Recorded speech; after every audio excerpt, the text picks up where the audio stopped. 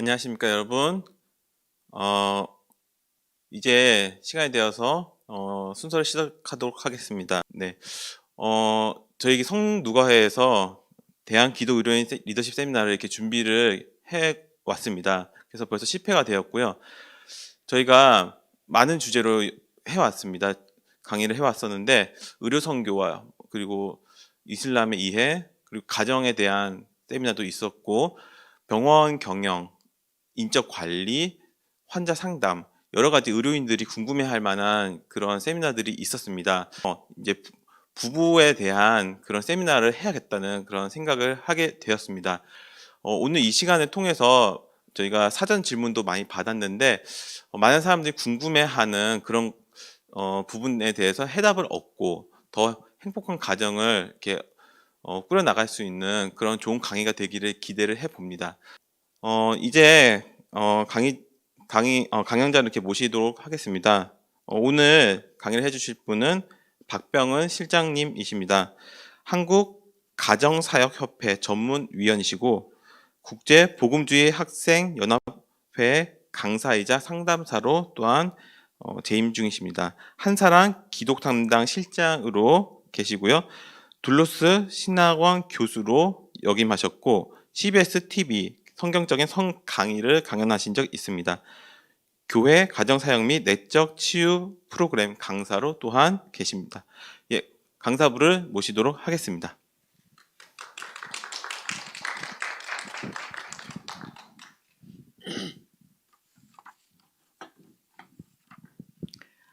안녕하세요. 초청해 주셔서 감사드립니다. 우리 오늘 제목 너무 좋죠. 하나님, 우리 부부 좀 바꿔주세요. 그래서 제가 시작하기 전에 여러분이 저렇게 제목을 달고 저를 불러주셔서 너무 감사드려요. 왜냐면 하나님, 제 좀 또는 저 인간 좀 바꿔주세요. 그럼 전 답이 없거든요. 무슨 수로 바꾸겠어요? 자기도 못 바꾸면서 자기도 자기 배우자를 못 바꾸면서 남 보고 바꿔달라고 그러면 자, 그래서 원래 제목을 달면 하나님 저 좀 바꿔주세요. 그리고 이제 우리 부부 좀 바꿔주세요. 이렇게 해야 되는 게 맞는 거죠. 왜냐하면 정말 바뀌어야 될 사람이 나구나라는 걸 이제 아는 게 굉장히 중요하단 말이죠. 자, 오늘은 제가 여러분이 주신 질문을 근거로 해서 답하는 강의를 하겠습니다.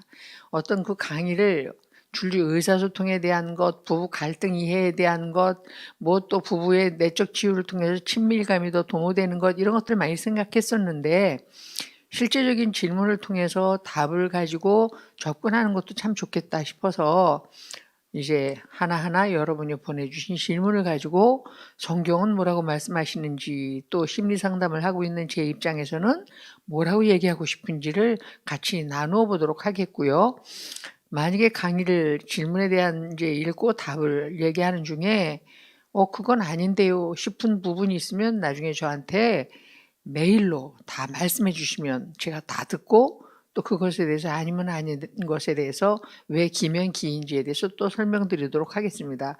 사실 제가 갓비풀이라고 하는 곳에서 부부학교에 또 예비부부학교에서 강의를 하는데요. 거기는 늘 강의 전에 질문을 받아요. 그래서 강의한 다음에 반드시 질문에 대해서 답을 주게 되어 있는데 그 질문이 너무 많아가지고 수백 가지가 모였거든요. 그래서 이제 그 질문을 가지고 답을 쓰는 걸로 책을 내서 이제 조금 있으면 나올 거예요. 저도 뭐 굉장히 많은 질문에 답을 달았는데 너무나 재밌게도 똑같은 질문에 대해서 사람을 심리적으로 상담하고 있는 저나 또는 현실적으로 뭐 돌보고 그런 그 강사님이나 이렇게 똑같은 질문에 답이 다 다른데 그 답이 다 맞는 답인 거예요. 자, 그래서 이렇게 여러 가지 견해로 우리가 이렇게 종합 또는 이렇게 객관화시키는 것이 참 인생살이에 중요하구나라는 생각을 다시 또 하게 됐죠. 자, 그래서 오늘 여러분이 여러분의 그 부부 사이에 일어나는 질문들을 좀 객관화시키기도 하고 또 배우자의 입장에 대해서 이해하면서 통합해 보면 좋은 시간이 되지 않겠나 생각이 듭니다. 자, 이제 첫 번째 질문부터 시작하도록 하겠습니다. 첫 번째 질문이 부부가 함께하지 않고 각자의 삶을 사는 것에 대해서 성경적으로 어떻게 생각하는 것이 옳은 생각인지 궁금하다고 말씀하셨어요. 그러니까 인제 이분이 쓴 내용에는 인제 부부가 함께 살다가 어느 시점에 남편은 인제 선교를 늘 원하셨기 때문에 선교하러 다니시고, 근데 아내는 "아니 가정이 더 중요한 거 아니냐. 가정 좀 더 신경 쓰고 돌봐라." 이런 요구가 있는데, 그러다가 인제 어느 시점에서 그냥 각자 살기로 하셨대요. 그래서 당신은 당신이 원하는 거 하고 나는 내가 원하는 거 하고, 누가 그렇게 사는 거 영화로도 보고 얘기도 듣고 그랬는데 그게 성경에서는 어떻게 말씀하고 있느냐라는 질문이에요. 성경은 원론대로 말씀드리면 연합하여 한 몸을 이루라 그랬으니까, 우리가 이제 결혼식을 통해서 하나됨을 선포하고 첫날 밤 한 몸을 이루고, 그러면서 이제 전인격적으로 하나됨을 평생 이루어가는 것이거든요. 그러니까 그야말로 죽을 때까지, 주님 나라 갈 때까지 부부는 둘이서 하나됨을 이루어야 되는 거죠. 심리적으로, 영적으로, 또 사회적 관계 속에서, 또는 신체적으로, 이렇게 모든 삶의 영역에서 함께 하나됨을 이루어가는 게 굉장히 중요한 일이니, 하실 수 있는 대로 같이 늙어가면서 공통된 어떤 일들을 해 나가시는 게 성경적으로 맞는 얘기인데, 그러나 저는 이렇게 합의할 수 있다면 부부가 원하는 대로 어떤 시점부터는, 그게 이제 자녀 양육이 끝나서 아이들이 결혼을 하고 독립해서 자기 인생을 살면 죄송합니다. 각자 원하는 일들을 할 수 있지 않을까. 말씀드린 대로 합의해서. 그래서 나는 정말 선교 많이 다니고 싶어. 선교할 수 있도록 해주고 또 기다려주고, 이런 것들이 둘이 같이 합의된다면 전 좋은 일이라고 생각이 들어요. 왜냐하면 은사와 재능이 다르고 또 가치관이 다르고, 그런데 얘기대로 결혼했다는 이유로 남편과 아내 부모의 역할을 감당하려고 함께 해왔잖아요, 이제까지. 사실은 둘이 하나 된다는 것은요, 둘이서 하나 되는 건 그야말로 하나 되는 건데, 상대의 인격을 한 개체로서 인정하고 존중할 때에 연합되는 거거든요. 자, 그래서 연합해서 살았으니까 어느 시점에서는 개체로서 한 그 개인이 하고 싶은 바를 할 수 있도록 배려해 주는 것도 전 좋은 일이라고 생각이 들어요. 저는 이제 내년에 70이 됩니다. 저희 남편은 74살이고요. 5살 차이죠. 저희는 노년기에 들어와 있고, 사실은 노년기에 일어나는 질병들이 이미 우리 부부 속에 시작이 되어 있기 때문에, 솔직히 말씀드리면 5년 우리가 더 살 수 있나? 한 10년 정신 멀쩡하게 살 수 있을까? 이렇게 궁리하는 시점에 거의 와 있어요.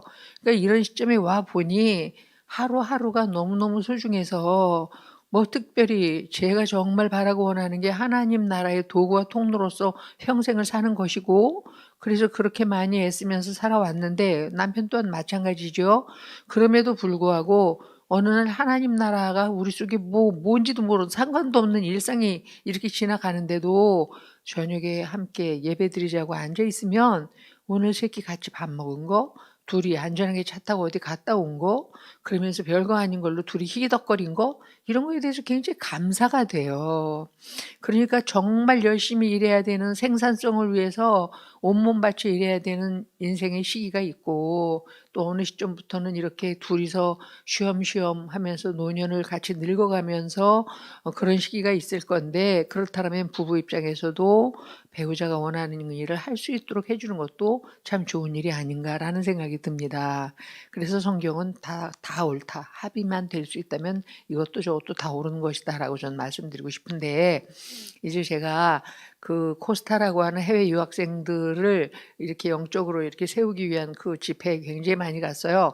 20번 이상을 해외를 나갔었으니, 그러면 제가 한 번 나가면 보통 일주일 정도 있다 온단 말이죠. 그러면 우리 남편은 부인이 없는 상태에서 있어야 되는 거잖아요.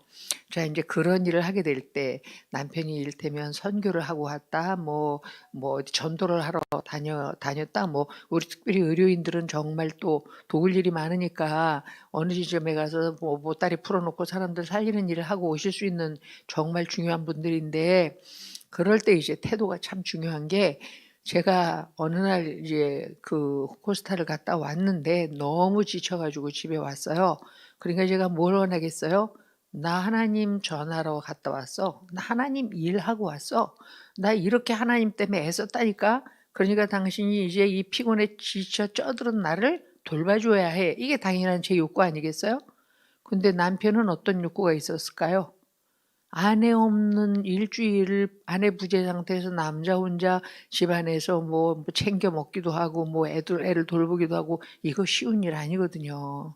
그런데 이렇게 그거는 일상적으로 니네들은 뭐 뻔히 아는 데서 같이 있었잖아. 나는 해외에 가서 하나님 일했다니까. 뭐 이렇게 얘기하기로 하면 저는 더 중요한 일을 하고 온 사람이고 여기 일상에 있었던 사람들은 나보다 좀 이렇게 하부적인 일을 한 것 같은 왜 이런 생각에 빠지기 쉽잖아요. 근데 어쨌든 제가 돌아오고 나서 남편이 좀 나를 쉴 수 있게 해줘야 된다고 생각했는데 그날 우리 둘의 욕구가 딱 부딪혔어요. 남편은 이제부터 당신이 가정 돌봐. 제가 돌아왔으니 빨리빨리 이제 뭐 집안 청소며 뭐 제가 보따리도 푸르기 전에 해야 될 일들이 너무나 산더미 같은 거죠. 그런 부분에 대해서 남편이 조금 더 여유를 가지고 담당을 해주고 날 좀 쉬게 해줬으면 싶은데 남편은 너 밖에서 놀고 왔잖아. 얘기하자면 너 여행 갔다 온 거잖아. 하나님 나라를 전하러 갔다 왔지만 남편의 입장에서는 그러니까 이제부터 빨리 가정에 돌아온 주부답게 빨리빨리 이런저런 일을 하라고 이렇게 해서 요구하는 거예요. 여러분 그 두 자기 정당성이 부딪혔을 때 이 갈등이 정말 보통 큰 게 아니잖아요. 틀린 걸로 뗐으면 그건 뭐 야단맞아 마땅하고 넌 틀렸다고 얘기하면 되지만 우리가 왜 갈등합니까? 아내는 아내대로 옳고 남편은 남편대로 다 옳은 거예요. 그러니까 정당성이 둘이 딱 부딪히니까 저는 제가 옳고 남편은 남편이 옳은데 갈등이 해소가 안 되는 거죠. 제가 그때 그런 위기를 조금 겪으면서 그런 생각을 했어요. 다음에 전 세계를 다니면서 온 가정을 구제하고 들어올지라도 이게 남편과의 사이에서 틈을 만드는 일이라면 난 가지 않겠다. 그렇게 하는 일이 우리 남편의 마음을 어려움을 줘서 제가 바깥에 어려움을 겪는 가정, 부부들을 도와서 그들을 세웠을지라도 우리 가정을 벌어지게 만드는 일이라면 남편이 그것에 대해서 그래서 100% 합의를 하고 yes okay 하지 않으면 나는 이제 다시는 누구를 돕겠다고 해외 가거나 이런 일 하지 않겠다. 그때 그런 결정을 했거든요. 그래서 선한 일조차도 성경에서 얘기하는 건 덕의 문제를 따지라는 거잖아요. 덕이 있는지 무슨 기림이 있는지 또 무슨 유익이 있는지 성경에 분명히 얘기하고 있으니 나로서는 정당하고 마땅하고 옳은 일인데 그와 같은 관점에서 좀 생각해서 그러면 배우자 입장에서 덕이 되는지 유익이 되는지 기림이 되는지 이런 걸 생각해 보면 좀 더 답이 빨리 나오지 않겠나라는 생각이 듭니다. 이제 다음 문제로 좀 넘어가 볼게요. 두 번째 얘기는요. 자녀 양육에 대한 이야기예요. 자녀 양육에 대해서 이견이 있을 때 어떻게 조율을 할까요? 여러분 이견이 있는 게 정상 아니에요? 갈등이 있는 게 정상이에요. 아니 대체적으로 한 30년 원가정에서 살잖아요. 나는 내 집에서 살고 저 남자는 그 집에서 커서 양쪽 집안의 문화와 그 성장 과정에서 경험하는 게 많이 다른데 그 남녀가 둘이 합해서 지금 결혼이라는 걸 해서 이제 한 집에서 살기 시작하는 거잖아요. 그러면 다르죠. 당연히 다르죠. 오만 것의 갈등이 있을 수밖에 없어요, 여러분. 그래서 갈등은 문제가 아니다. 갈등은 있는 게 정상이다. 그 갈등을 어떻게 이해하느냐, 그리고 어떻게 해석하고 해결하느냐, 이게 중요한 거지, 갈등 자체는 문제가 아니라는 걸 여러분이 염두에 두시면 좋겠어요. 마찬가지로 자녀 양육에 대해서도 당연히 이견이 있죠. 그래서 어떻게 조율을 할 거예요? 맞아요. 조율이 중요해요. 자, 세수, 이닦기, 편식, 하는 거, 간식 주는 거 등에 대해서 엄격한 것과 풀어주는 것 어떤 게 좋습니까? 라고 물었는데요. 기본적인 답을 이야기하면 부모는요, 아이를 자존감 있는 아이를 키우는 게 제일 중요한 거잖아요. 자존감 다 알잖아요. 자아 존중감. 아이가 나는 사랑받았다. 나는 괜찮은 아이야. 나는 뭐든지 할 수 있어. 자존감에서 자신감이 나오는 거거든요. 그래서 우리가 뭐 돈 들이고 뭐 규칙을 만들고 학원에 보내고 이게 다 왜예요? 그렇게 자존감을 가지고 자신감 있게 자기 인생을 풀어 나가라고 지금 하는 거잖아요. 자, 그러니까 자아 존중감을 길러주면 되는데 민주적이면서도 약간 엄격한 부모가 아이 자아 존중감을 제일 잘 만들어준대요. 민주적이라는 건 뭐예요? 아이 스스로의 의견을 존중하는 거죠. 걔가 선택할 수 있도록. 그러면서 약간은 엄격해라라고 얘기를 하니까 여러분이 한번 생각해 보세요. 세수하는 거, 이 닦는 거 이런 거에 대해서 어떤 규칙이 있으면 좋죠. 그래서 규칙이라는 건 어떤 때 만들어줘요? 아이가 부모가 이렇게 내가 행동할 때 어떻게 반응할 것인지에 대해서 예측 가능할 수 있어야 돼요.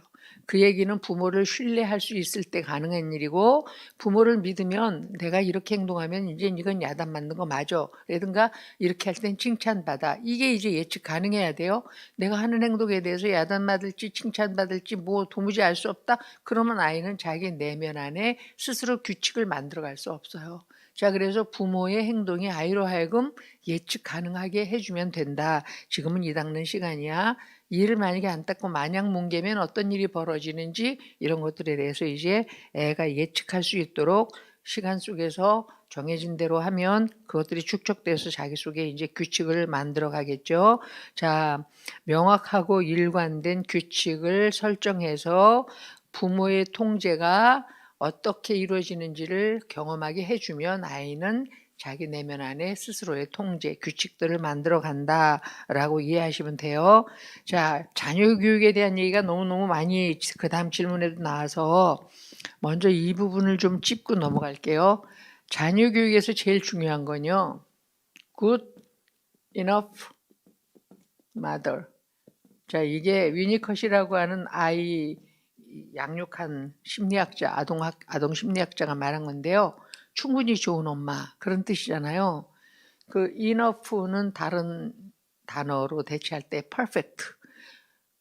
그래서 충분히 좋은 엄마면 되는데 perfect 완벽한 엄마, 제일 나쁜 엄마요. 여러분 그래서 부모는 완벽할 수도 없지만 완벽해지려고 하면 안 돼요. 그냥 그저 충분히 좋으면 돼요. 자, 그래서 충분히 좋다는 게 무슨 말이냐? 여기 세 가지가 있어요. 그러니까 이건 모든 아이에게 다 해당되는 얘기니까 여러분의 자녀 양육이 여기에 따라서 이루어진다 그러면 그냥 잘하고 있다고 생각하시면 돼요. 첫 번째는 아이의 필요예요. 자, 아이의 필요에 따라. 자, 그래서 여러분 이게 부모의 필요면 안 된다는 거예요. 지금 아이가 이 닦는 거, 세수하는 거, 학원에 가는 거 이게 다 부모의 필요가 아닌 아이 자신의 필요여야 돼요.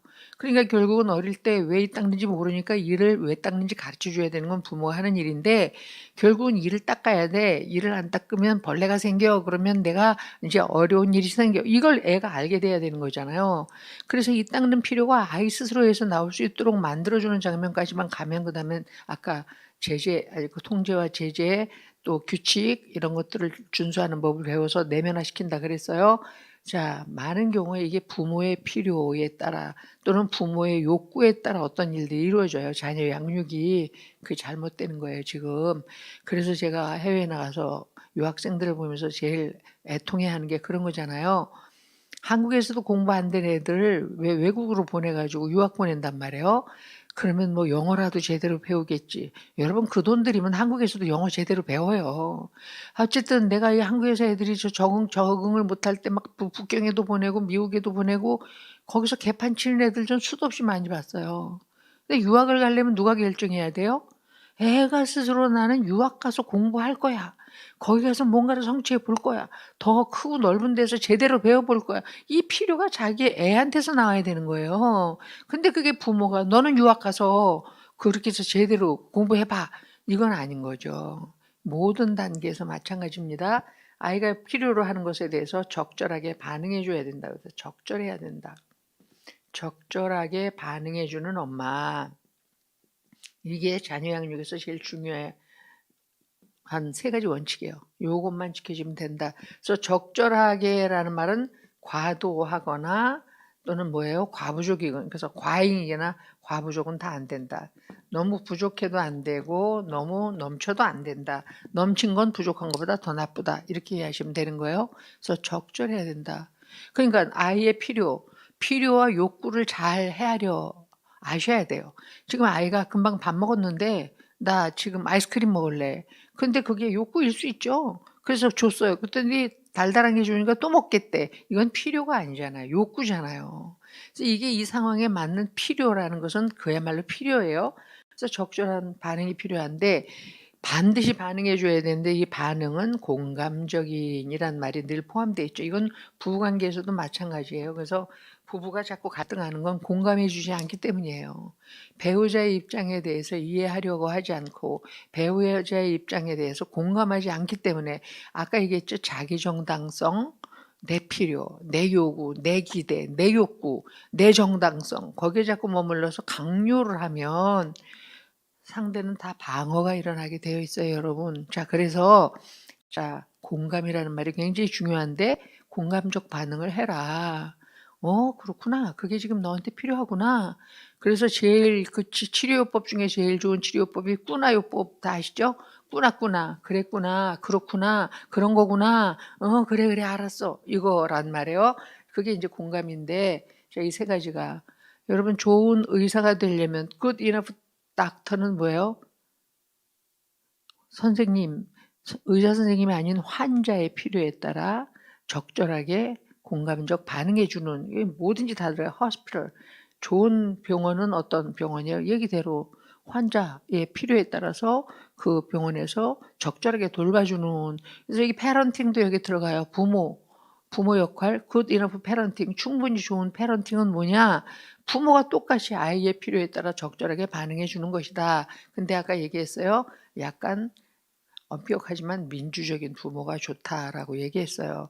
자, 그래서 그것을 염두에 두고 좀 이따 이제 또 자녀에게 또 얘기해 보도록 하고, 두 번째 질문이 배우자가 우울해하고 기분이 나쁠 때 어떻게 대해야 할까요? 라는 질문이에요. 여러분, 이 배우자는 왜 우울할까요? 어떨 때 기분이 나쁠까요? 그걸 먼저 이해해야 되지 않겠어요? 우울하고 기분이 나쁜데 그게 나 때문인지 스스로 때문인지는 좀 알고 있어야 뭐 대책을 좀 세울 거 아니에요?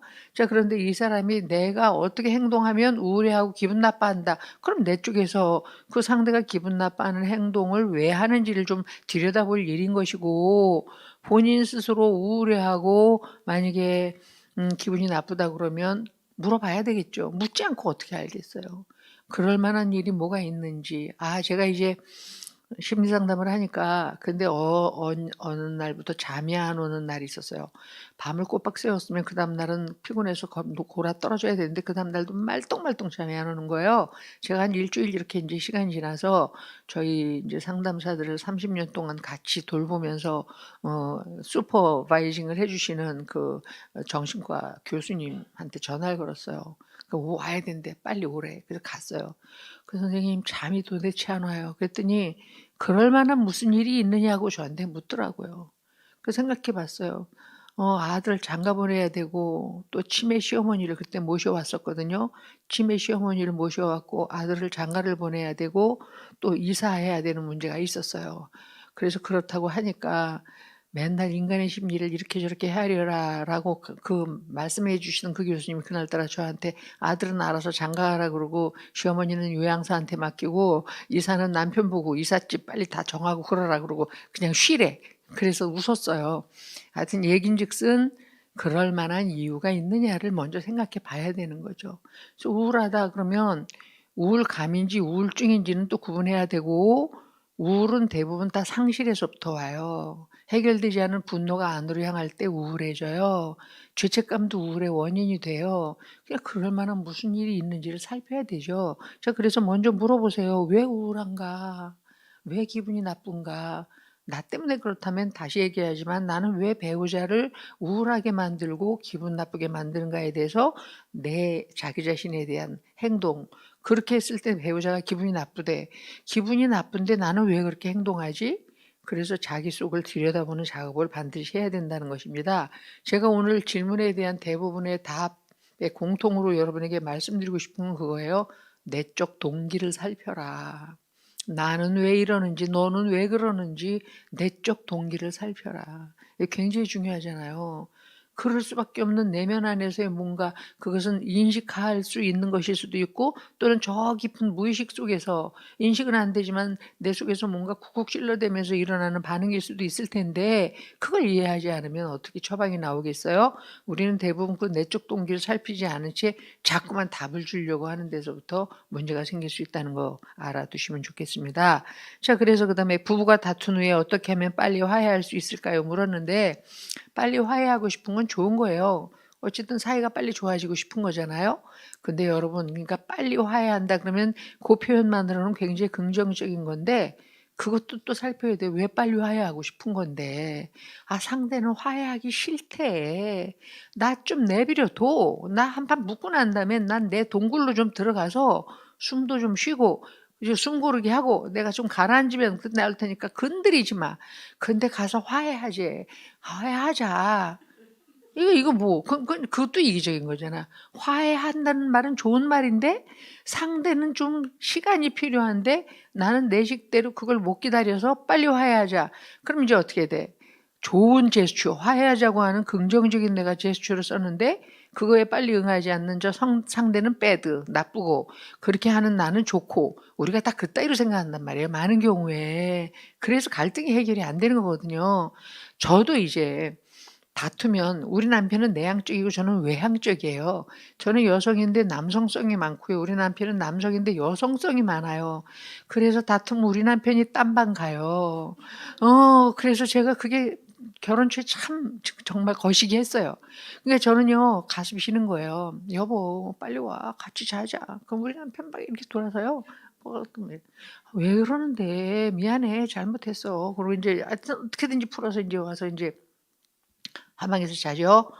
근데요, 한 몇 년쯤 지났을 때 하나님이 어느 날 저한테 물으셨어요. 너는 왜 네가 잘못한 것도 없이 맨날 먼저 비니? 이 화해하고 싶은 사람 생각해 봐야 돼. 내가 잘못하지 않았는데 난 맨날 먼저 가서 빌어. 그래서 제가 얘기했죠. 성경에 말씀하셨잖아요. 원망 들을 만한 일 있으면 먼저 그거부터 해결하고 예배드리라고, 한날의 괴로움은 그날 하루 족하다고 하고 분노를 잠들기 전에 풀으라 그러고. 여러분, 이 정도면 제가 얼마나 영적인 아닌지 이해되셨죠? 그렇게 말씀으로 제가 그렇게 말씀하셨으니 그러고 있지요라고 했는데 하나님이 그래 잘했다. 그러면서 또 근데 그게 다냐? 여러분 행동에 무의식적 동기가 있다니까요. 다냐? 제가 생각해 봤어요. 제가 거절을 못 견디는 거예요. 어저께 온 내담자도 그 얘기를 나눴는데 시어머니한테 뭔가를 자꾸 해다 드려야 되는데 자긴 작은 며느리고 큰 며느리는 아무것도 안 한대. 근데 자꾸 뭘 해다 드려야 되는데 그래서 예를 들어서 남편한테 내가 좀 어머니한테 자꾸 이렇게 하는 게 힘든데 형님도 좀 했으면 좋겠다 이렇게 얘기를 하면 남편이 딱 아무것도 하지 마 이렇게 나온대요. 그거 아무것도 하지 말라는 말이에요? 그 정말 고약한 말이죠. 굉장히 방어적인 말이죠. 상대를 수동적으로 공격하는 거예요. 하지 말라고 얘기하면서 안 하면 죽을 줄 알아. 그 암묵적인 내용 그런 거잖아요. 그 남편도 대화법을 진짜 모르는 남편인데 그렇게 말하는 게 두려워서 그러면 아무것도 안 할 수도 없고 말한 게 또 억울해지니까 이 부인이 뭐라고 늘 말하냐면 혹시 어머니한테 내가 뭘 잘못한다고 들은 말이 있어? 어머니가 요새 왜 저렇게 좀 나한테 삐딱하시고 좀 뭘 해다 드려도 마음에 안 들어 하시고 내가 뭐 잘못한다고 나한테 역정낼 만한 무슨 그런 일 있다고 들은 거 있어? 이렇게 묻는 거예요. 근데 여러분 굉장히 조심스럽게 겸손하게 묻는 것 같지만 굉장히 비굴한 질문이에요. 이 아이 속에 이 내담자 속에 거절에 대한 두려움이 너무 많은 거예요. 저도 많았어요. 그게 버림받는 거예요. 상대하고 빨리 화해해서 아무렇지도 않은 사이여야지 그렇지 않은 이 긴장을 못 견디는 거예요. 그러니까 일단은 긴장부터 해결하고 보자. 그러니까 어떤 사람은 아주 자존심이 세가지고 그래 내가 너하고 푸나봐라. 네가 먼저 빌러 오기 전에 나 절대로 난 먼저 안 숙여. 그래서 자존심이 세서 자존심만 세우고 분리되는 건 괜찮은 사람이 있는가 하면 저는 자존심은 구겨도 좋으니 빨리 제스처를 써서 편안한 상황을 만들어야 직성이 풀려요. 안 그러면 이 거절에 대한 두려움이 그래서 우리 남편이 이제 딱 그러면 침묵하거든요. 침묵으로 벌 준단 말이에요. 본인은 벌 준다고 생각 안 했겠지.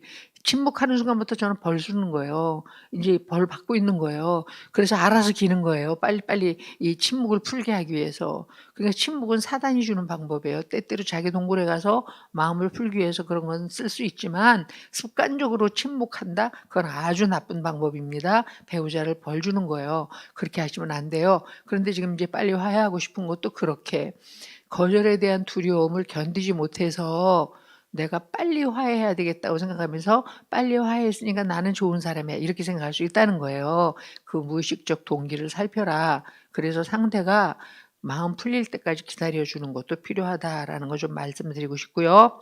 네 번째, 여자의 경우 시댁이 불편한 경우가 많은데 남자 여자가 각각 어떻게 처신을 해야 할까요? 그러면 여자는 시댁이 불편하고 남자는 처갓집이 안 불편한가요? 나 이게 좀 궁금해. 남편들도 처갓집이 불편할 수 있죠. 자기 집이 더 편안하죠. 다 온 가정이 편안하죠. 근데 많은 경우에 이제 남자들이 아내를 위하기 때문에 양보를 해서 오히려 처갓집에 장인 장모한테 더 이렇게 신경을 쓰는 경우도 있는데, 물론 자기 엄마 아버지한테 공경하라고 며느리한테 강요하는 집도 많이 있지만, 자, 이거 진짜 이 시점이기 때문에 생각해야 되는데, 외동딸, 외동아들이 너무 많아요. 그래서 결혼을 하면요, 어느 집에서는 딸이 시집을 가버리면 명절 때 딸이 오지 않으면 부모밖에 없는 집이 점점 늘어나요. 명절 때 그 아들이 하나밖에 없으면 그럼 어떻게 되겠어요? 그래서 이거는요, 확장된 가족이 같이 의논해야 돼요. 장인, 장모, 시어머니, 시아버지가. 그래서 이제 저도 물론 우리 며느리는 남동생이 있지만 우리 집에 먼저 오고 얼른 친정에 가게 해요. 그래서 제가 사실은 어떤 때 조금 억울해요. 우리 집은 아침에 왔다가 친정 가면 내내 있을 거잖아. 그럼 나는 어떤 때 니네 친정 먼저 들러 그러고 싶어. 거기서 반나절만 보내고 그다음에 우리 집에 와서 나하고 내내 같이 있자 이러고 싶은데, 아니 며느리가 그게 좋겠냐고. 나도 옛날에 싫었는데 그 시댁엔 가야 하니까 가는 것이지 기쁘게 가지지 않잖아요. 왜냐하면 세월이 한참 지나서 정말 마음을 열고 얘기하는 관계가 돼야 친밀감이라는 게 형성되는 것이고, 그 친밀감이 형성되는 굉장히 중요한 성숙한 인격, 또 자기를 열어보일 수 있는 개방성, 이런 것들이 필요한데, 시어머니, 시아버지, 시부모하고 며느리가 그러긴 쉽지 않아요, 여러분. 삶을 공유하는 게 쉽지 않기 때문에 어렵단 말이죠. 그래서 이제 근본적으로 시댁이 어려운 게 맞고요.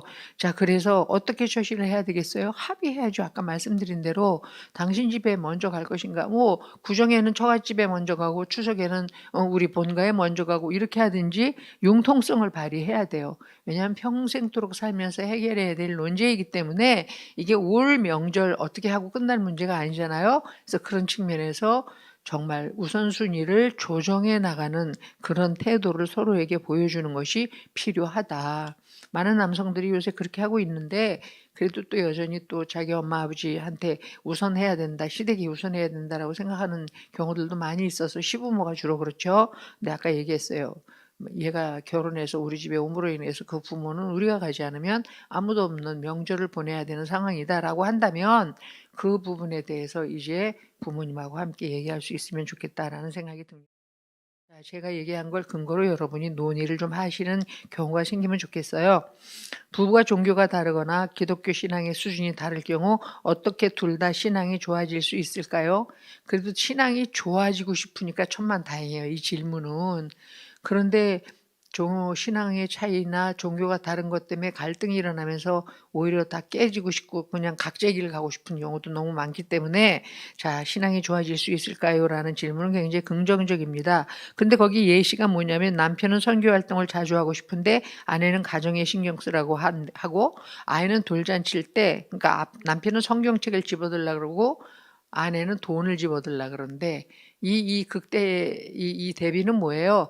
성경책을 집어드는 것은 영적인 것을 추구하는 것이고 돈을 집어드는 것은 세속적인 거라고 생각하는 것 같아. 그러니까 남편은 우리 아이가 보다 영적인 아이가 되길 원해서 돌 때 야 성경 집어 이러고, 부인은 그보다 돈이 현실이야, 현실 삶은 뭐 이렇게 생각해서 돈 집어 뭐 이런다는 얘기잖아요. 그래서 제가 이거 보면서 웃었어요. 성경을 집어서 성경을 많이 읽었는데 그걸 바리새인들처럼 지식으로만 써먹으면 그 애는 뭐가 되죠? 영적인가요? 아니잖아요. 돈을 집었는데 돈을 벌더니 아주 하나님 나라를 위해서 잘 써. 그럼 그 영적인 거잖아. 그래서 이게 우리가 하는 짓거리가 얼마나 웃기는 짓인지, 하나님이 평생을 풀어내면서 우리를 어떻게 바꿀지 아무도 모르는 일인데 저는 성경도 짓고 돈도 짓고 다 좋은 거라고 생각해. 애가 그걸 집었을 때 그것을 부모가 어떻게 해석해 주느냐가 좋은 거지. 와, 우리 아들은, 우리 딸은 돈을 잘 벌겠네? 돈 많이 벌어서 돈 필요한 하나님 나라를 위해서 쓸 일 무지하게 많어. 그래서 너는 그렇게 쓰는 사람들아. 이렇게 해석하면 되는 거고, 성경을 집으면, 아, 그렇구나. 복음을 전하면서 얼마나 많은 영혼들을 주님께 인도할지 정말 네 인생이 기대된다. 부모가 그렇게 해석하면 되는 거지. 성경 집으면 영적인 거고 돈 집으면 세속적인 거, 이분화된 사고 자체가 일단 아니다라는 것을 말씀드리고 싶고요. 자, 신앙의 수준이 다른 경우에 중요한 성경 말씀은 로마서 15장 1절이에요. 믿음이 강한 우리는 믿음이 약한 사람들의 약점을 돌봐줘야 합니다. 이렇게 써 있어요. 그러면서 또 다른 곳에서는 뭐라고 써 있냐면 주께서 그를 일어나고 앉고 그거 세우는 일을 권능의 주께서 알아서 하신다. 그런 구절이 있어요. 아, 제가 우리 남편이 영적이지 않다고 여겨져서 저 인간 좀 제발 영적으로 변화시켜 주십시오. 이런 기도를 진짜 열심히 한 적이 있었는데 그때 주님 주신 말씀이 이거였어요. 그를 세우고 앉히는 것이 죽게 있느니라. 이렇게 네가 왜 말이 많어? 내가 날 잡아서 맘먹고 걔를 세우면 네가 지금 무슨 영적으로 어쩌고저쩌고 가지고 있는 그 열정이 아무것도 아니게 나중된 사람 얼마든지 먼저 되게 할 수 있어. 이게 성경의 가르침인데 우리가 지금 자기 수준대로 재단을 하고 있는 게 아니라 배우자를 정말 같이 신앙이 좋아지려면 늘 언제나 부부 사이에서 아이 양육이고 뭐든지 다 원칙은 뭐냐면 신앙이 성숙한 사람이 미숙한 사람을 이끌어주는 거예요. 근데 그 이끌어주는 방식은 그 수준까지 내려가서 같이 올라오는 거예요. 이게 성경적입니다. 자, 그러니까 다시 심리적으로 성숙한 사람이 미숙한 사람을 돌봐줘야 되는 거죠. 그래서 그 수준까지 내려가서 같이 올라오는 거지 위에 앉아서 코치 올라와 이거 아니란 말이에요. 주님이 뭐 천국에서 야, 돛 닦아서 올라와 이런 우리 한 명도 못 가죠. 여기까지 내려오셨으니까 그게 가능한 거잖아요. 그 인간 대 인간으로 주님을 보면서 또 십자가까지 죽음의 자리로 가시는 것까지 보면서 우리가 아, 이렇게 구원이 이루어지는구나 그 경험을 했고 그러면 우리가 신앙에 대해서도 그래야 되죠. 신앙이 낮은 사람들을 견뎌주고 기다려주고 참아주고 여러분 한번 생각해 보세요. 주님이 지금 나에 대해서 참고 계신 거하고 내가 내 배우자 참는 거하고 누가 더 참을 것 같아요? 주님이 훨씬 더 많이 참고 계세요. 우리 하는 행위대로 갚기로 작정하면 우리 뭐 눈도 빼고 팔다리 다 잘라야 될지도 모르겠어요. 그런데 지금 참고 계시잖아요. 제가 기도해야 되는 시간에 텔레비전 앞에 앉아 뒹구는 적 많거든요. 큐티는 안 해도 뭐 드라마는 보거든요. 때때로 예배드리다 졸 때 많거든요. 그러면 뭐야 이 태도로 얘기하자면 하나님이 뭐 그냥 손보기로 시작하면 전 백체 중에 남을 몸이 없어요. 주님이 우리를 참고 견디신다는 거 아셔야 돼요.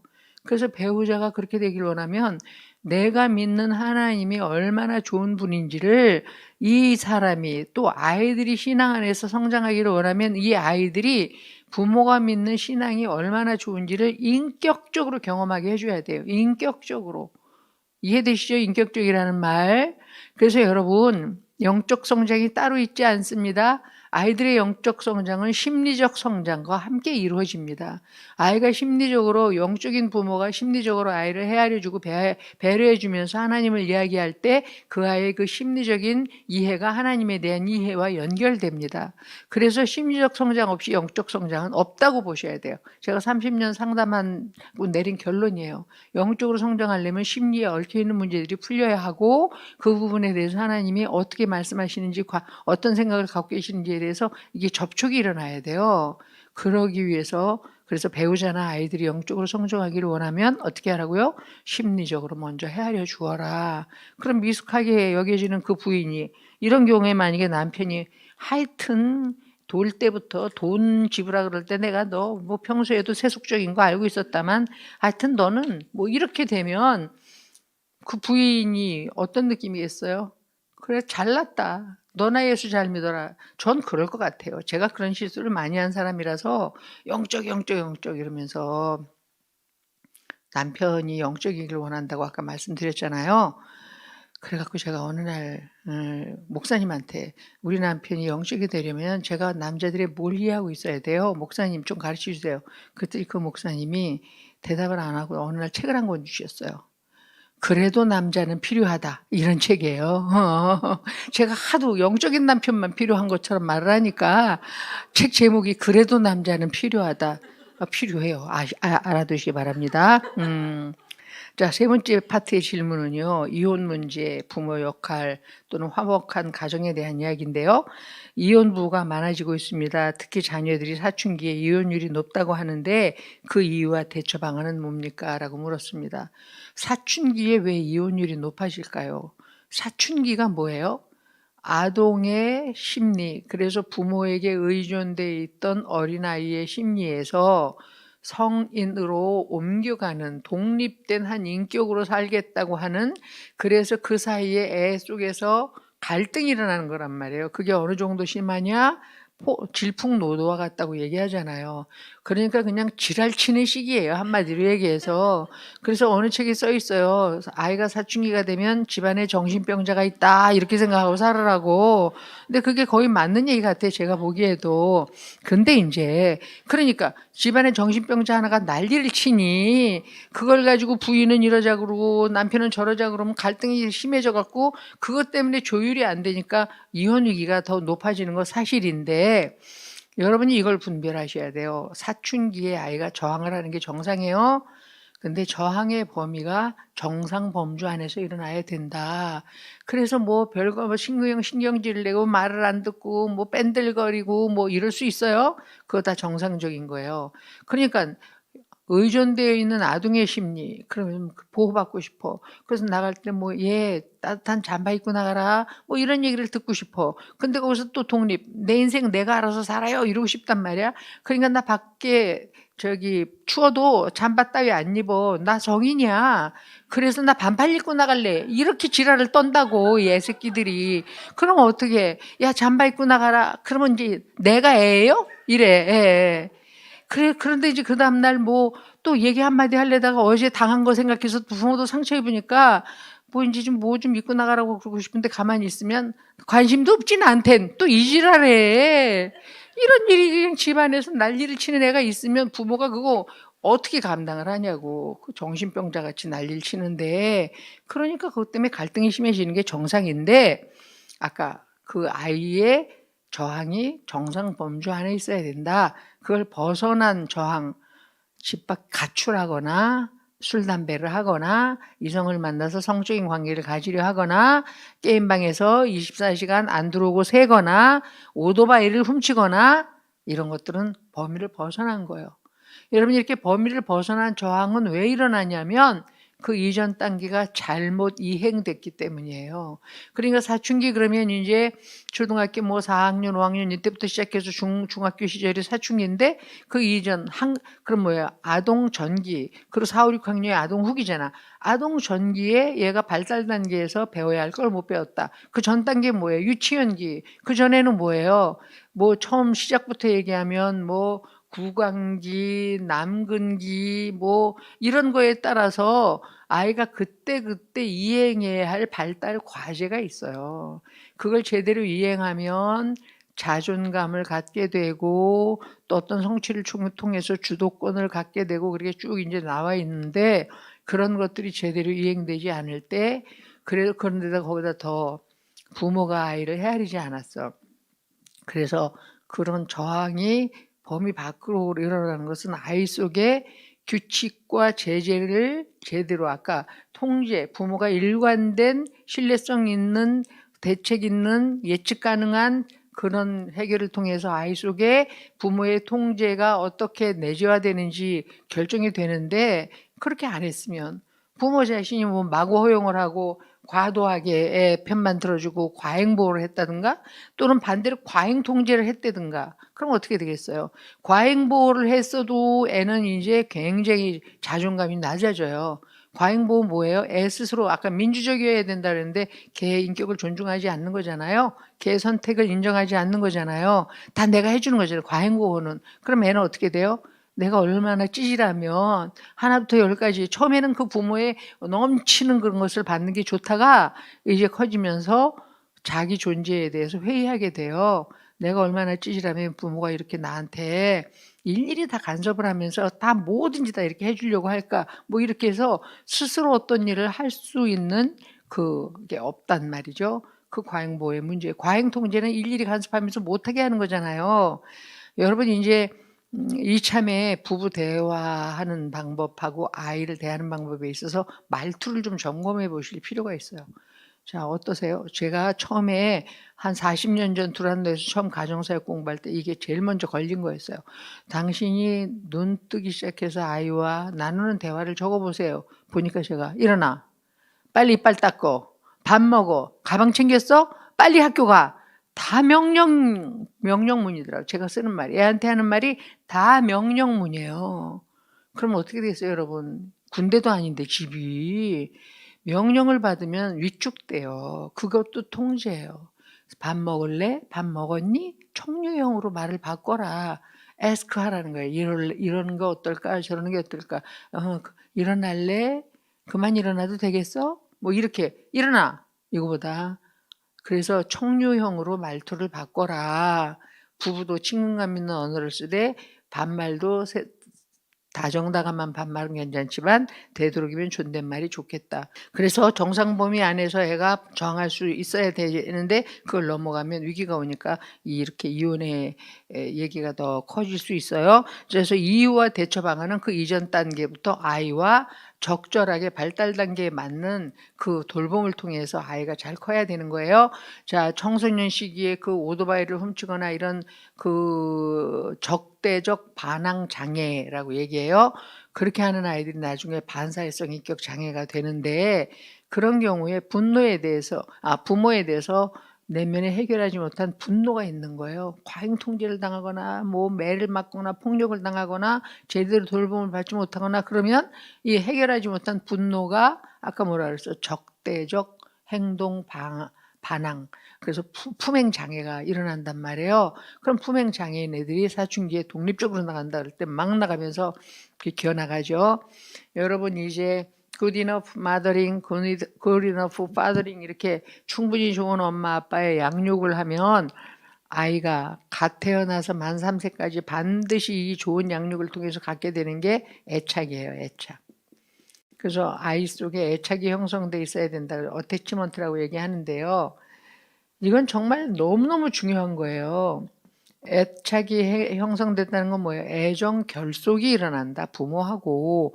그래서 부모하고 사랑의 관계가 이루어질수록 애는 더 독립을 또 잘해 나간다고 돼 있는데 애착이 형성돼 있다고 하는 것은 두 가지가 그 아이 속에 생겼다는 걸 의미해요. 하나는 베이직 트러스트가 생겼다. 그래서 아이 속에 기본적 신뢰가 있다라는 거고요. 이거 아주 중요해요. 두 번째는 아이한테 secure base가 있다는 거예요. 이거 뭐야? 안전기지가 있다. 그래서 좋은 양육은요, 아이한테 애착을 형성시키는데 애착이 형성됐다는 건 아이 속에 이게 있다는 걸 얘기하는 거예요. 아이는 세상을 믿을 만하게 여긴다. 그 부모의 양육을 통해서. 이게 있어야 돼. 이게 있어야 돼. 근데 아까 적대적 행동 장애를 하면 세상 못 믿는 거잖아. 부모도 못 믿는데 이 쌍놈의 세상은 믿을 만한 세상이 못 돼. 그래 다 때려 부시든가. 그래서 막 저지레를 이렇게 분노가 해결되지 않은 경우가 있을 수 있단 말이에요. 이게 형성되지 않으면.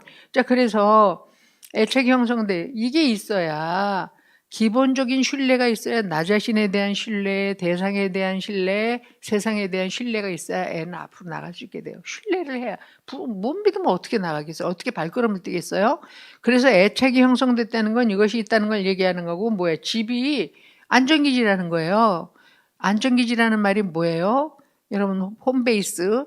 여기는 돌아가면 쉬는 곳이야. 그래서 뭐라고 영어로 얘기하냐면 emotional refueling, fuel이 연료를 공급하는 refueling 재연료 공급. 근데 emotional 정서적 연료 공급을 하는 곳.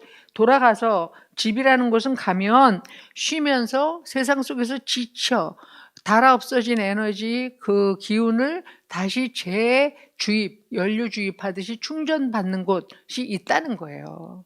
그런데 지금 집 밖으로 나간다. 집이 쉴 만한 곳이 못 되면, 시큐어 베이스가 안 되면 밖에 나갔다가도 이제 어느 시점에서는 집으로 와서 쉴 기대를 가지고 돌아와야 되는데 집이 그런 곳이 아니면, 그래서 많은 반항하는 청소년들은 뭐예요? 시큐어 베이스가 없는 거예요. 쉴 만한 집이 없는 거야. 그러니까 걔네들은 집보다 밖이 더 좋아. 집엔 잔소리하고 제대로 돌봐주지도 않고 술 먹고 난리치는 아버지, 또 뭐 쌈박질하고 맨날 그렇게 난리치는 부모, 이래서 애 마음이 쉴 곳이 없어. 그렇게 되기 전에 이렇게 돌봐줘야 사춘기를 잘 이렇게 보낼 수 있다라는 이야기입니다.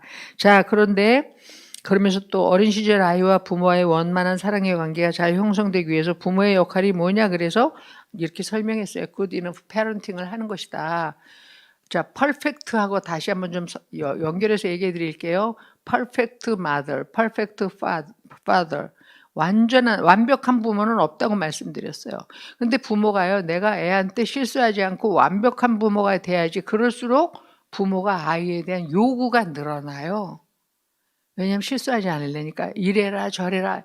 여러분, 그럴수록 참견하는 거예요. 자꾸 개입하는 거예요. 아이들은요, 개입하고 참견한 부모다 오히려 방치될 때 더 잘 자란다고 되어 있어요. 그래서 제일 나쁜 부모가 사사건건 간섭하는 부모예요. 오히려 방치하는 부모가 사사건건 간섭하는 부모보다 더 아이를 잘 되게 한다라고, 이거는 심리적으로 다 증명이 된 거예요. 자, 그래서 퍼펙트, 완벽해지려면 아이의 필요에 예민해야 되는데 자꾸 부모가 자기의 필요, 자기 부모가 괜찮은 부모가 돼야 되는, 완벽한 부모가 돼야 되니까, 그래서 아이를 자꾸 닥달해. 요구하면서 원하는 쪽으로 끌고 가려고 그래.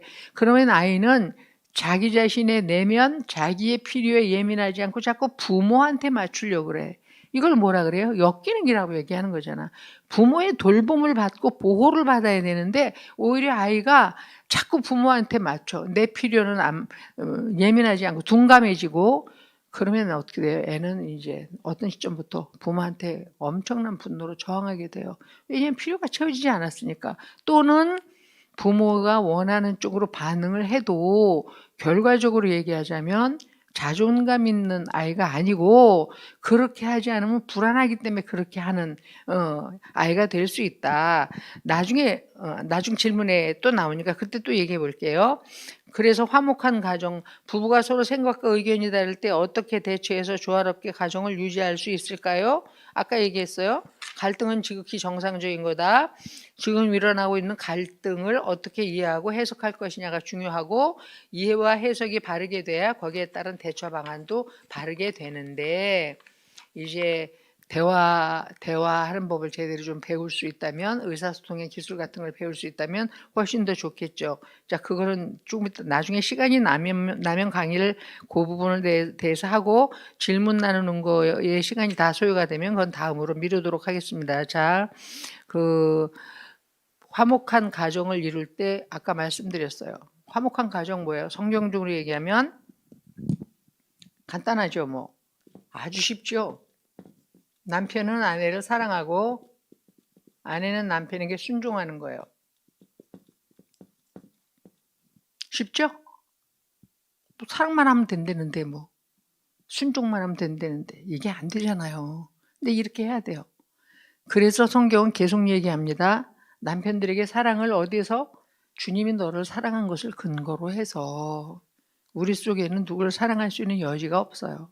사랑받지 않으면 우린 내놓을 게 없어요. 그래서 성경은 우리 개인에게 네 자산으로라고 말하는 구절이 한 구절도 없어요. 다 하나님과 연결돼 있거나 주님과 연결돼 있거나, 그래서 empowering God, 우리에게 힘을 부여하시는 하나님이 있을 때에만 성경의 모든 말씀은 순종이 가능해요. 자, 그러니까 순종하라는 말은 뭐예요? 대표성을 인정하라는 거예요. 남편이 대표다. 이거 성숙하지 않은 아내는 순종할 수 없어요. 아니, 내가 답을 더 많이 알고 있는데 어떻게 남편에게 순종하냐고. 그런데 성숙하면 남편에게 힘을 부여해서 그 남편에게 대표를 인정함으로 인해서 그의 답을 내가 흡족하지 않아도 받아들이고 그것을 선택하게 되면 남편은 그런 아내의 순종을 통해서 아내를 사랑하는 능력을 키우게 된다. 그런 뜻이고 이게 이제 하나님의 순종하시는 예를 통해서 나를 받들어서 발도 씻겨주시고 그런 주님과의 관계성 속에서 내가 그 힘을 발휘하면 남편은 아까 얘기한 대로 주님이 십자가에서 생명마저 내주시는 그런 사랑으로 나를 사랑하셨으니 내가 그 사랑 안에 머물면서 그 사랑을 받아서 아내를 사랑해주면 순종이 뭔지 모르는 아내일지라도 남편의 사랑을 통해 순종의 영역을 배우게 된다. 그래서 결혼은요, 미숙한 둘이 서로를 성장시키는 거예요. 여러분, 제가 부부 교육할 때 언제나 하는 얘기가 있어요. 내적 치유를 통해서 강의할 때 이제 내면 안에 우리들이 가지고 있는 부정적인 치유돼야 될 감정을 들여다보는 게 내적 치유잖아요. 그래서 결론이 뭐냐면 죄 짓고 이제 다 뭐 수치심에 쩔어 있는 우리 인간들. 그래서 결혼을 어떤 심리학자가 뭐라고 얘기했냐면 부도난 중소기업 2개가 합병하는 거다 이렇게 말했어요. 결혼이 부도난 중소기업 2개가 합치는 거래. 난 상당히 일리가 있다고 생각해. 그러니까 부도난 중소기업 둘이 합치면 부도가 커지지 뭔 해결 방법이 있겠어요. 대기업으로부터 수혈을 받아야 되잖아. 그래서 결혼관계 속에서 끊임없이 하나님 아버지의 사랑이 남편에게 아내에게 와지지 않으면 우린 이 결혼관계 유지 못해요. 그래서 화목한 가정을 유지할 수 있는 비결은 끊임없이 그 사랑 안에 머무는 거예요. 그러니까 예수님이 우리에게 뭐 이런 거 해라 저런 거 해라 말하지 않았어. 내 안에 거하라. 내가 너희를 얼마나 사랑하는지 그 사랑 안에 거해라. 그래서 여러분 믿으셔야 돼요. 우리가 형편없는 존재로 드러날 때조차도 나는 대단히 사랑받는 존재입니다. 라는 것을 여러분이 믿으셔야 돼요. 그것은 팩트이기 때문에 그걸 붙잡아야 그래서 회복이 돼야 또 상대를 어떻게 내 안에 받아주거나 이럴 수 있는 여지가 생기는데 그렇게 주님을 바라보지 못할 때 그래서 사랑 안에 거해야 되는데 사랑 안에 거하기보다는 이 이제 원망과 이런 게 많을 때 기도를 자꾸만 구하는 기도를 하게 되잖아요. 아까 얘기한 대로 죄 좀 바꿔주세요. 죄 좀 고쳐주세요. 뭐 이렇게. 그러면 이제 그 기도가 빨리 응답되지 않으면 하나님에게 대해서조차도 이제 낙심하게 되죠. 그럴 때 우리의 마음이 점점 더 굳어지죠. 여러분 어떤 기도는요. 기도 때문에 망하는 경우도 많아요. 남편을 변화시켜 주세요. 아내를 변화시켜 주세요. 그런 기도를 하면요. 기도를 간절히 한 날일수록 그 변화를 기대하게 돼요. 그 상대한테. 기도했기 때문에 하나님이 받으셔서 그것을 언제 응답하실 것은 그분의 주권에 달린 문제인데도 불구하고 우리는 기도를 했으면 그 기도가 빨리 이루어져서 그 상황이 눈앞에서 펼쳐지기를 심리적으로 기대해요. 그래서 간절히 기도했는데 안 변하면 더 미워져. 기도로도 안 바뀌는 저 XX 뭐 이렇게 되면 이제 심각해지죠. 그래서 어떻게 해야 된다고? 그렇게 바꿀 수 없는 나를 이 모습대로 용납하시고 용서하시는 하나님을 만나야 돼. 그 사랑 안에 거하는 게 가장 아름답고 조화된 가정을 이루는 방식이에요. 그래서 결혼이 뭐냐면 배우자를 통해서 이걸 아는 거야. 내가 얼마나 한 인간을 사랑할 수 없는 남자인지. 사랑스러울 땐 사랑이 되지만 이게 끊임없이 사랑한다는 게 가능하냐고. 안 되는 일이거든요. 그래서 나는 가장 사랑해야 되는 아내도 사랑할 수 없는 존재입니다를 아는 게 결혼이에요. 그럼 어떻게 해야 돼? 내 힘으로 안 되니까 그런 나를 그 모습대로 사랑하시는 하나님을 만나러 나가야 되는 것이고 아내는 나는 절대로 만만하지 않다. 누구한테 순종하는 거. 뭐 이제 뭐 또 더 젊은 부인들은 질문에 남편 가사 분담에 있어서 남편도 도와야 된다고 말하는데 그 말에 저항이 일어난데 아니 도와야 된다는 건 결국 아내가 주로 하고 돕는다는 건 어떤 때 개입한다는 개념 아니냐는 거야. 왜 도와야 되니? 본인도 알아서 다 동일하게 해야 되는 거 아니냐 막 이렇게 따져. 머리가 아파 죽겠어. 뭐라고 얘기해야 돼 그러면? 그래 그럼 똑같이 나눠서 해라. 뭐 이렇게 얘기해야 돼요? 성경으로 돌아가는 수밖에 없는데 그 안에는 뭘 알아야 돼?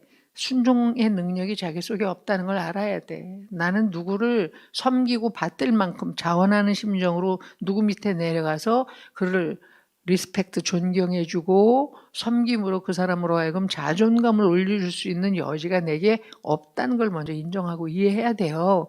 그럼 어떻게 이 파산선고 심리적으로 거덜난 나를 받으시는 분은 하나님밖에 없으니 그 아버지 앞에 엎드려야 되고, 그런 나를 신부라 그러면서 바람펴도 끊임없이 또 용서해 주는 호세아처럼 그런 분이 예수님이시니 그 사랑 안에 거해야 되는 거예요. 자녀답게 살려고 애쓰지 말고 자녀답게 살 수 없는 나를 그 자녀라고 여전히 인정해 주시는 그 분 사랑 안에 머무르는 거, 이게 굉장히 중요하다. 저도 이제 요새 마음이 굉장히 많이 좀 딱딱했는데, 얼마 전에 시편 55편을 읽다가 그 시편 기자가 기도를 하는데 그렇게 하더라고요. According to your unfailing love, according to your great compassion. 그 구절이 당신의 그 unfailing love, 실패하지 않는 그 변찮는 그 사랑의 근거에서, 왜냐하면 나는 자격이 없으니까, 나는 무슨 기도 드릴 만한 뭐 공로도 없으니까. 그러면서 그 또 하나 according to your great compassion, 당신의 그 많은 긍휼을 따라서 나를 기억해달라. 그거밖에 없잖아요, 진짜. 당신의 그 실패하지 않는, 포기하지 않는 그 사랑, 또 나에 대한 말할 수 없는 그 자비와 긍휼, 그걸로 나를 기억해 주시지 않으면 주님, 저는 아무것도 아닙니다. 그게 제 고백이거든요. 여러분 어떠세요? 우리 다 동일하죠? 그런 사랑을 우리가 붙잡고 그 안에 거하에 있을 때에만 우리는 배우자를 감당할 수 있는 능력이 생겨요. 자, 여기까지 하고 우리 10분간 브레이크 타임 갖고 다음 질문을 계속해 가도록 해보겠습니다. 자, 각자 집에서 지금 듣고 있지만 이 앞전 질문과 답이 좋았다고 하는 부분만 10분 쉬시고 별로였던 분은 쉬지 마세요. 네, 10분 후에 봅시다.